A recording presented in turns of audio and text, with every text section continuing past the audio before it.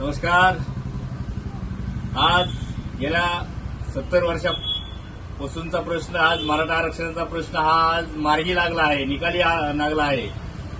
माननीय मराठा योद्धा मनोजी जरांगे पाटील यांच्या प्रयत्नामुळं हा खरा मराठा समाजाचा आरक्षणाचा प्रश्न मार्गी लागला आहे. मराठा समाजाला आरक्षण भेटावं म्हणून गेल्या अनेक वर्षापासून महाराष्ट्रातल्या सर्वसामान्य लोकांची मागणी होती. ही मागणी कैलासवासी अण्णासाहेब पाटील यांनी प्रथम लावून धरली.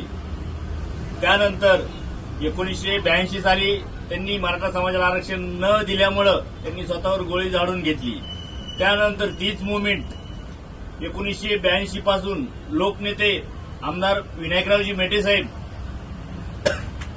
हे 82 पासून ते 2022 पर्यंत पुढे घेऊन आले होते.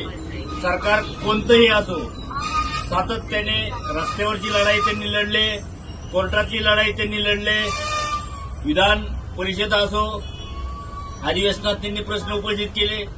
जे कुठलंही सरकार असो, सातत्याने मराठा आरक्षणाचा विषय लोकनेते विनायकरावजी मेटे साहेबांनी शासन दरबारी मांडला आणि असे अनेक विषय त्यांनी मांडत राहिले. सरकारमध्ये असताना देखील मेटे साहेबांनी अनेक आंदोलनं उपोषण केले होते.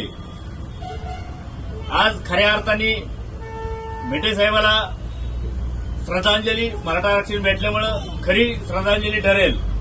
आणि जे मराठा आरक्षणाचं स्वप्न मेटे साहेबांचं होतं, ते स्वप्न मनोजी जरांगे पाटील यांच्या माध्यमातून पूर्ण झालेलं आहे. खऱ्या अर्थाने आज त्यांना श्रद्धांजली असेल. आणि आज महाराष्ट्रभर प्रत्येक गावोगावी, शहरात मराठा आरक्षणाचा आनंद उत्सव प्रत्येक गावोगाव साजरा केला जातोय.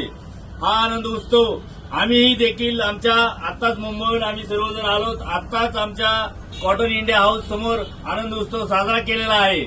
तरी येणाऱ्या काळात आम्ही मराठा आरक्षणासाठी, मराठाच्या प्रश्नावरती मनोजी जरांगे पाटील जे दिशा ठरवतील त्या दिशेच्याच पाठीमागे असतो.